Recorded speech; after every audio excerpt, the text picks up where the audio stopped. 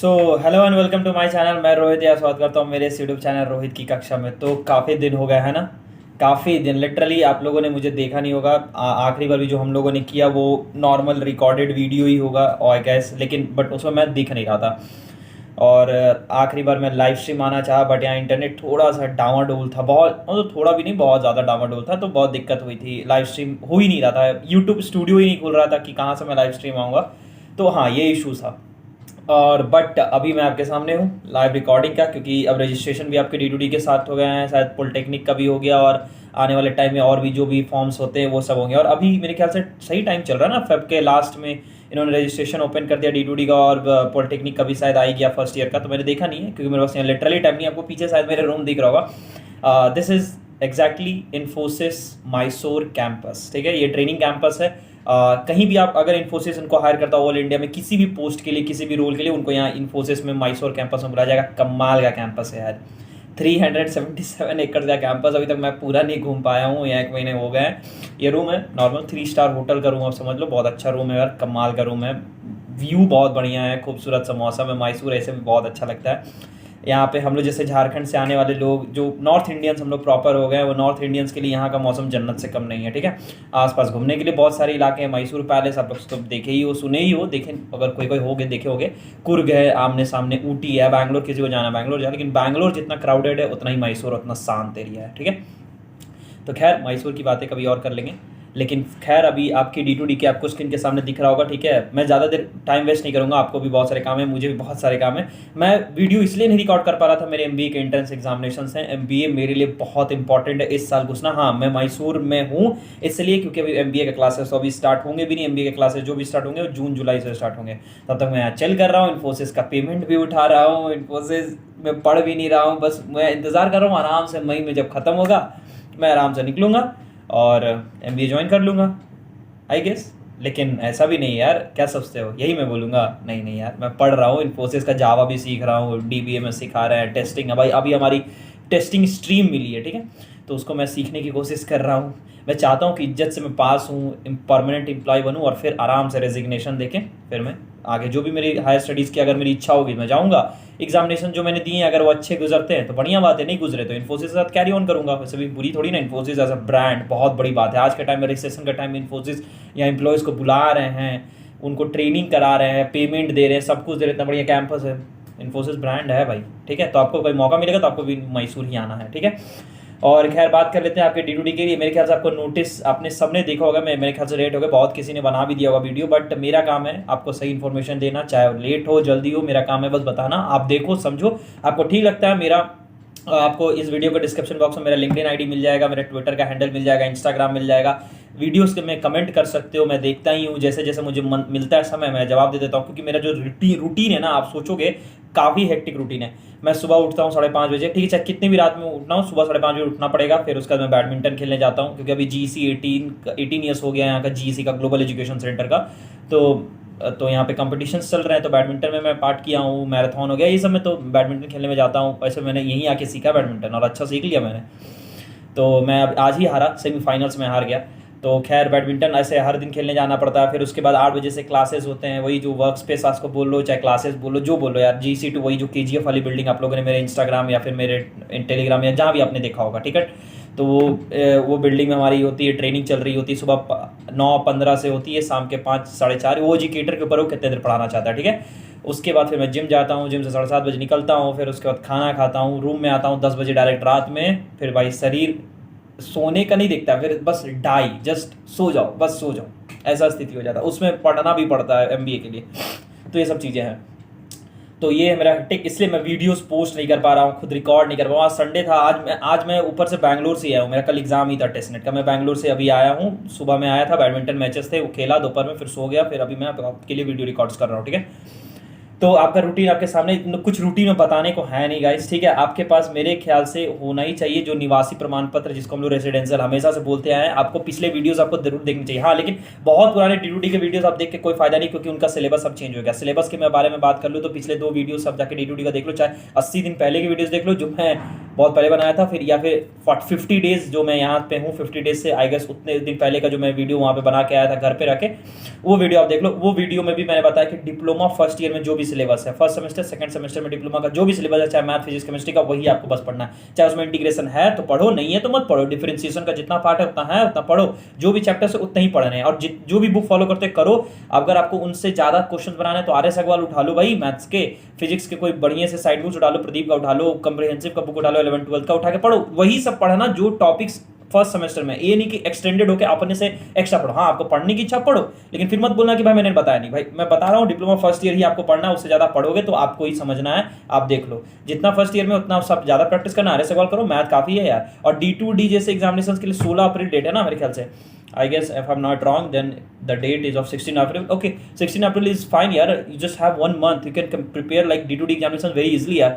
16 अप्रैल भाई बहुत टाइम है, बहुत टाइम है, ठीक है। ऐसा नहीं कि बहुत टाइम है तो चिल मारो अभी 15-20 दिन फिर पढ़ना, नहीं नहीं। चिल मारने का मतलब, बोलने का मतलब ये है कि 1 महीना काफी है इस जैसे एग्जामिनेशन के लिए प्रिपेयर करना। बहुत ईजी एग्जामिनेशन होते हैं, टिप टू पॉइंट पर पढ़ो, सब पढ़ने की जरूरत नहीं है। मेन चैप्टर्स हैं, पिछले साल के क्वेश्चन पेपर्स उठा लो, ग्रुप में दिया हुआ टेलीग्राम ग्रुप में जाके थोड़ा सा स्क्रॉल अप करोगे ना तो मिल ही जाएगा कहीं ना कहीं, ठीक है। अब मुझे मत बोलना यार शेयर करने के लिए, अगर मुझे मिलता तो मैं कर दूंगा, लेकिन फिर भी आप पिंड वीडियो जाके चेक करो, पिंड में कहीं ना कहीं मिल जाएगा आपको पुराना एक सेट का, ठीक है, जो 2022 में हुआ था। उससे पहले के 2-3 साल को क्वेश्चन पेपर से वो वीडियोज में शेयर किए हुए हैं, जो पहले के D2D की प्लेलिस्ट बनी थी। D2D की प्लेलिस्ट जाके चेक करना, प्लेलिस्ट सेक्शन में, वहाँ पे पहले के वीडियोज में 1, 2, 3 के जो वीडियोज होंगे, शायद सेकंड या थर्ड वीडियो जो पार्ट 2 या पार्ट 3 होगा, उसमें कहीं ना कहीं क्वेश्चन पेपर होगा, लेकिन वो क्वेश्चन पेपर आपके काम का नहीं है, क्योंकि पेपर्स पैटर्न चेंज हो गया, ठीक है।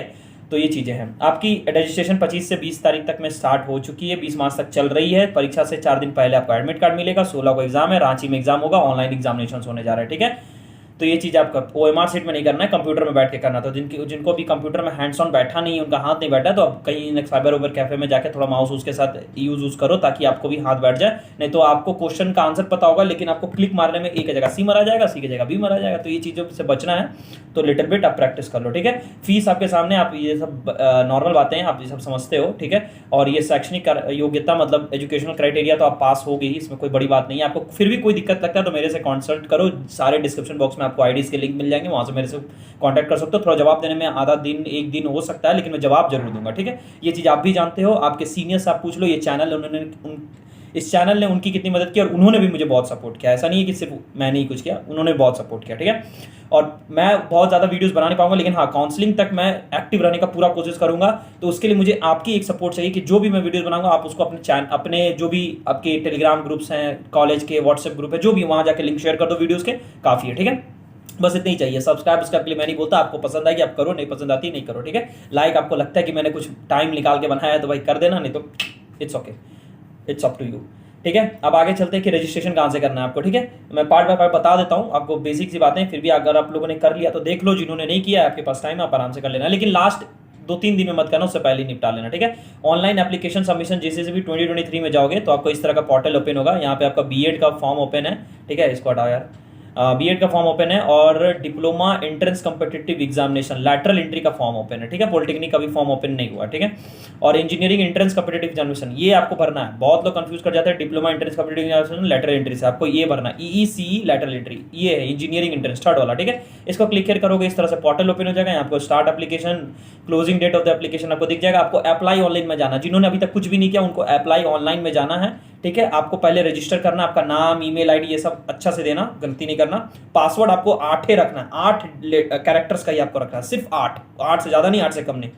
तो जैसे मैंने रख दिया कैपिटल ROHIT @98, ठीक है, इस तरह से मैंने रख दिया, ठीक है। तो नॉर्मल सी बातें हैं।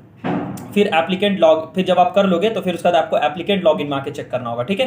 आपको ईमेल आईडी पे और आपके फोन नंबर पे आपको मैसेज आ जाएगा, रजिस्ट्रेशन नंबर, फिर आपने जो पासवर्ड रखा और ये कैप्चा डाल के आप लॉगिन कर लेना, ठीक है। तो जैसे आप लॉगिन करोगे तो लॉगिन करने के बाद मैं दिखाता हूँ कि कैसा पोर्टल आपको शो करता है, फिर पोर्टल के बाद कैसे फिल करनी है, क्या क्या चीजें हैं, क्या क्या डॉक्यूमेंट्स आपको फिल करनी है नहीं करनी है, फिर रेसिडेंशियल के ऊपर क्या बात करनी है, लोकल रेसिडेंशियल, परमानेंट रेसिडेंशियल, ये सब चीजें पे हम लोग बात कर लेते हैं। फिर देखो वीडियो 15-20 मिनट की होगी, इतना तो मैं डिजर्व करता हूँ यार, इतने दिन के बाद बना रहा हूँ, 15-20 मिनट तो मुझे झेल ही सकते हो। थोड़ा सा स्पीड बढ़ा लेना वीडियो का, 1.25 1.5 आप लोग, आपको जिसकी जैसी मर्जी उस स्पीड से देखो, ठीक है। तो मैं आपको ये पोर्टल ओपन करके दिखाता हूँ, ठीक है। आपका पोर्टल जो है ना इस तरह से ओपन होगा, ठीक है। जो ये पोर्टल आपको सामने दिख रहा है, इस तरह से आपके पोर्टल होंगे, जिसमें आपको पर्सनल डिटेल्स, फादर्स नेम, आपका सबसे पहले तो ऊपर कैंडिडेट नेम और रजिस्ट्रेशन नंबर आपका दिख जाएगा।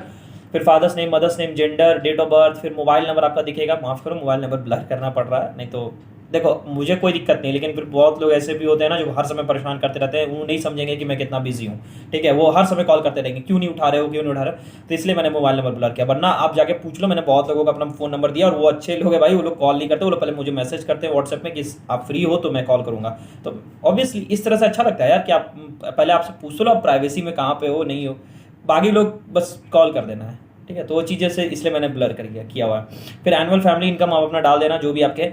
सबसे इंपॉर्टेंट चीज़ है रिजर्वेशन डिटेल्स, रेजिडेंशियल स्टेटस। मैंने देखा पिछले साल जो था ना, पिछले साल अगर आप परमानेंट रेजिडेंशियल चूज कर रहे हो तब भी आपको कैटेगरी चूज करने हमेशा आती थी। और पिछले साल एक चीज़ उन्होंने किया था कि लोकल रेजिडेंशियल जैसे चूज करते ना, तो वहाँ पे भी कैटेगरी चूज करने की वहाँ पे जगह पे आ गई थी, बट इस बार उन्होंने हटा दिया। पता नहीं मुझे ऐसा क्यों लग रहा है कि उन्होंने क्यों हटाया, पिछले बार और ही ज़्यादा बेहतर था।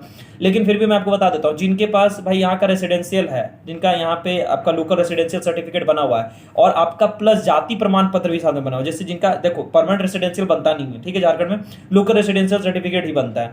तो लोकल रेसिडेंशियल सर्टिफिकेट है और प्लस आपके पास आपका SC ST OBC BC1 BC2 जो भी आपके पास है, तो आप उसमें क्या करना, आपको लोकल रेसिडेंशियल चूज करोगे तो अपने आप ऑटोमेटिकली वो जनरल ले लेगा, आपको वो मौका ही नहीं देगा कि आप अपना कोई रिजर्वेशन वाला क्राइटेरिया चूज कर सको, ठीक है। तो अगर आपके पास रिजर्वेशन सर्टिफिकेट है, लोकल रेसिडेंशियल सर्टिफिकेट है, it's okay, you can go with the permanent residential certificate, ठीक है। तो आप क्या करना, परमानेंट रेसिडेंशियल चूज कर लेना, कोई दिक्कत नहीं है, हर साल से सही होते आ रहा है, ये कोई नया नहीं है, ठीक है।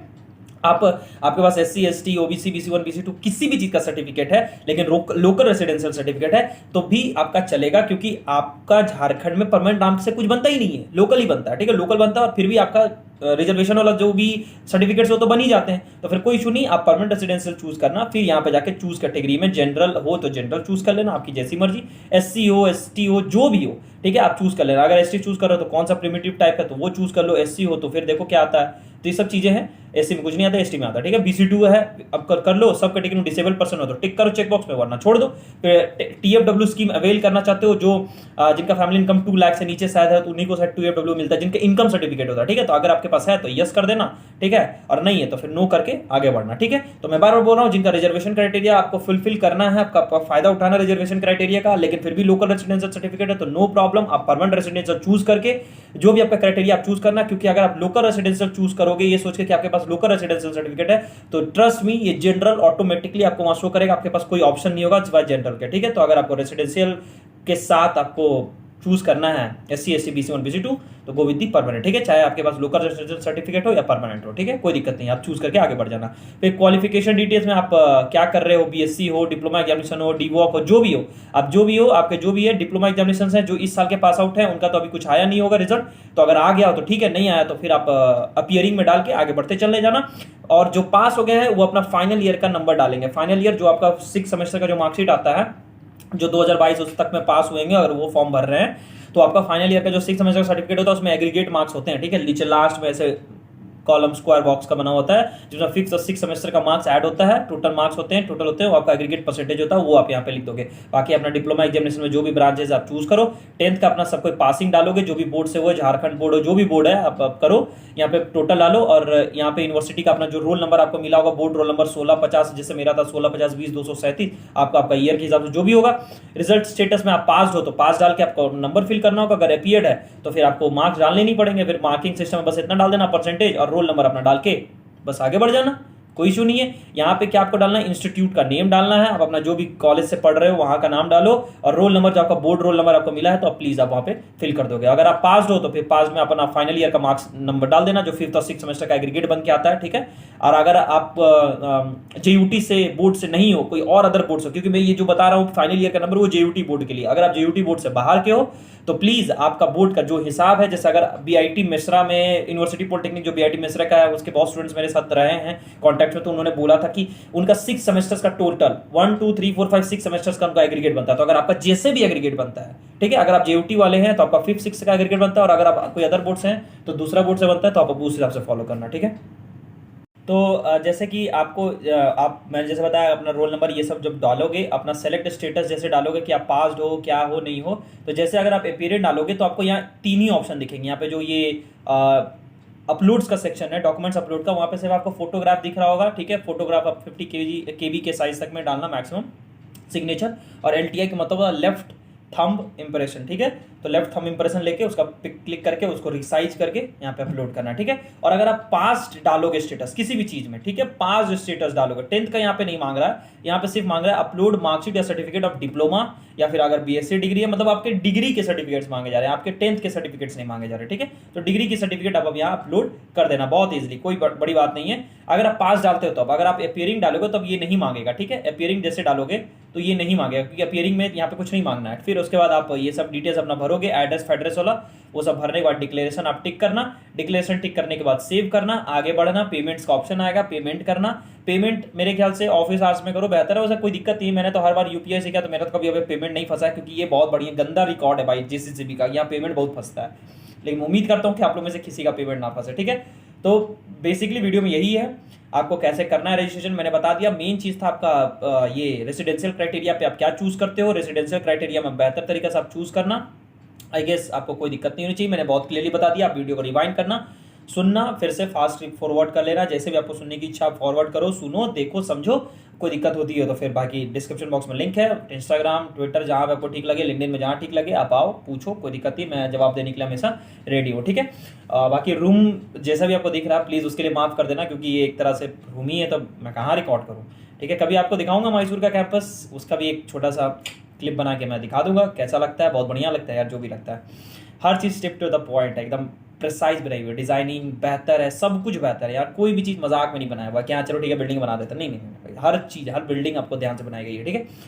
तो ये चीजें थी। बाकी आपको मैंने बता दिया सिलेबस क्या है, diploma first semester, second semester आपको पढ़ना है, बस फर्स्ट ईयर तक पढ़ना है, पढ़ो पूरा दबा के पढ़ो एकदम। हर बुक, जो बुक आप फॉलो करते हो बस उस पर फोकस करके करो। ऐसा नहीं कि ये बुक से थोड़ा पढ़ लिए, उस बुक से पढ़ लिए, उस बुक से थोड़ा पढ़ लिए, मेरे दोस्त ने कुछ और बोला मैं उसका बात सुन ले रहा हूँ। भाई अपने पर भरोसा रख, अपने पे बात मान और अपने से आगे बढ़, क्योंकि जो अपने अंदर से जो आवाज आती है ना वो सच्ची आवाज होती है। वो किसी के बनाने या बताने से वो आवाज नहीं बनती है, वो तुम्हारे अंदर से आवाज बनती है कि हाँ तुमको ठीक लगा तो तुमने किया। क्योंकि देख, अगर तू दूसरे की आवाज सुन के अगर कहीं फेल हो जाता है किसी कारण से, ठीक है, भगवान ना करे ऐसा हो, लेकिन तू अगर दूसरे का बात सुन के फेल हो जाता ना तो तेरे को सबसे ज्यादा खराब लगेगा कि साला मैंने क्यों उसका बात सुना।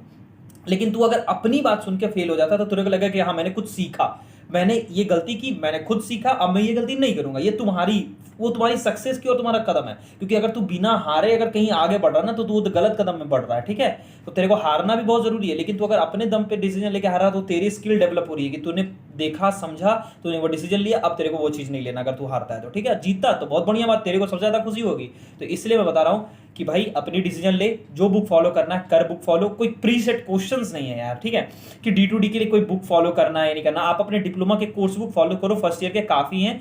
बस थोड़ा बहुत एडिशनल आप क्वेश्चंस बनाने हैं तो आप 11th 12th के जो साइड बुक्स होते हैं, जैसे मैथ्स के लिए RS अग्रवाल, RD शर्मा, अगर आप सॉल्व कर सकते हो तो बिल्कुल आगे बढ़ो। उनके जो भी टॉपिक्स आपको पढ़ने हैं डिप्लोमा फर्स्ट ईयर से D2D के लिए, वही सब टॉपिक्स आप RS अग्रवाल के बुक्स उठाओ, उनके क्वेश्चन सॉल्व करो। बहुत बढ़िया बात है, आपका प्रैक्टिस एक कदम टॉप नॉच का हो जाएगा। मेरे पर भरोसा रखो भाई, आपके सीनियर्स भी भरोसा रखा, आप भी रखो, आपको बहुत बढ़िया होगा। फिजिक्स केमिस्ट्री में आपको रटने जैसा थोड़ा बहुत है, फिजिक्स में थोड़ा न्यूमेरिकल्स है, न्यूमेरिकल्स पे आप जरूर ध्यान दो। थ्योरी पेपर्स जरूर पढ़ो, थ्योरी चैप्टर्स एकदम पढ़ो, थ्योरी से क्वेश्चन एग्जाम आएंगे और थ्योरी से जो क्वेश्चन सॉल्व हो जाएंगे ना तो फिर आपको न्यूमेरिकल्स थोड़ा बहुत स्किप करने में भी बन जाएगा। जैसे अगर आपको न्यूमेरिकल आपको पसंद नहीं है तो न्यूमेरिकल स्किप कर देना। केमिस्ट्री में भी पढ़ो, चैप्टर्स पढ़ो, चैप्टर से एक बीच के अंदर से क्वेश्चन आते हैं, एकदम स्टेटमेंट से क्वेश्चन निकाल देते हैं वो, ठीक है, कि कौन सा इसका क्या नाम है, इसका क्या नाम है, इस केमिकल फॉर्मूला का क्या है आंसर। तो बस बेसिक से चीजें हैं, बेसिक से चीजों को गौर करोगे बहुत बढ़िया होगा। और ऐसे मैंने बहुत सारे इंटरव्यू वीडियोस 2021 वाले, शायद 2022 वालों को मैंने बनवाया था, उन सब का वीडियोस आप जाकर जरूर देखना, ठीक है। और मैं आपको बताना चाहता हूं कि 2022 में जिनका भी अच्छा नंबर आया है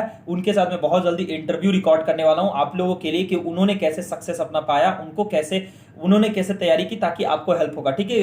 ये पिछले आने वाले 1 महीनों में मैं ये डालूंगा, ठीक है। जैसे जैसे रिकॉर्ड होते चला जाएगा उनके साथ वीडियोस में वो जरूर डालूंगा। मैंने 2021 वाले पास आउट्स के साथ डाला था, 2022 वालों के साथ बनेगा, उनका भी डालूंगा।